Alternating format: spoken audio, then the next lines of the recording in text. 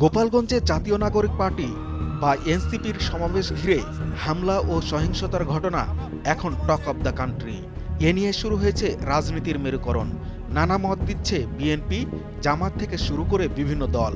কানাঘষা চলছে বিভিন্ন শ্রেণী পেশার মানুষের মধ্যে। আলোচনা সমালোচনার ঝড় উঠেছে সামাজিক যোগাযোগ মাধ্যমে। এ অবস্থায় গোপালগঞ্জে আরেক দফা বাড়ানো হয়েছে কারফিউ মেয়াদ। 18 জুলাই সন্ধ্যা থেকে 19 জুলাই সকাল 6টা পর্যন্ত তা বহাল থাকবে। স্বাভাবিকভাবেই সেখানে বিরাজ করছে থমথমে পরিবেশ। অনেকটা স্থবির হয়ে পড়েছে মানুষের জীবনযাত্রা। টানা 3 দিন কারফিউয়ের কারণে সবচেয়ে বেশি বিপাকে পড়েছেন নিম্ন আয়ের মানুষ। খোলা রয়েছে নিত্যপণ্যের দোকানপাট, তবে ক্রেতা নগণ্য। শহরে চলাচল করছে সীমিত সংখ্যক রিক্সা, ভ্যান ও অটো, কিন্তু যাত্রী সামান্য।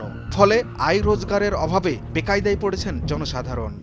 কিস্তি আছে, আমরা ছেলে মেয়ে নিয়ে চলতে পারতেছি না, যাত্রী নেই রাস্তায়। আমরা শান্তি চাই, আমরা কারফিউ চাই না। এখনো খোলার মতো পরিস্থিতি দেখতেছি না।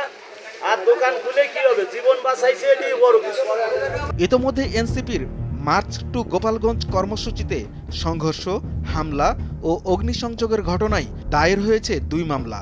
এক মামলায় 75 জনের নাম উল্লেখ এবং অজ্ঞাতনামা 400 জনকে করা হয়েছে আসামি। অপর মামলা হয়েছে নামীয় ও অজ্ঞাত মিলিয়ে 300 থেকে 350 জনের বিরুদ্ধে।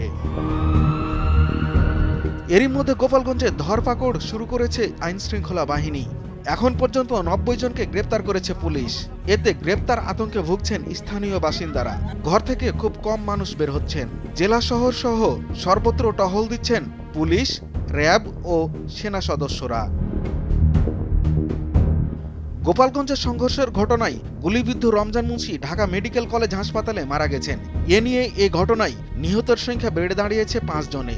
এর আগে গত বুধবার আইনশৃঙ্খলা বাহিনীর সঙ্গে নিষিদ্ধ ছাত্রলীগ ও আওয়ামী লীগের কর্মীদের সংঘর্ষে 4 জন নিহত হন। তারা হলেন মোবাইল ফোন ব্যবসায়ী সোহেল রানা, ক্রোকারিজ দোকানের কর্মচারী ইমন তালুকদার, টাইলস মিস্ত্রির সহকারী রমজান কাজী এবং পোশাক ব্যবসায়ী দীপ্ত সাহা।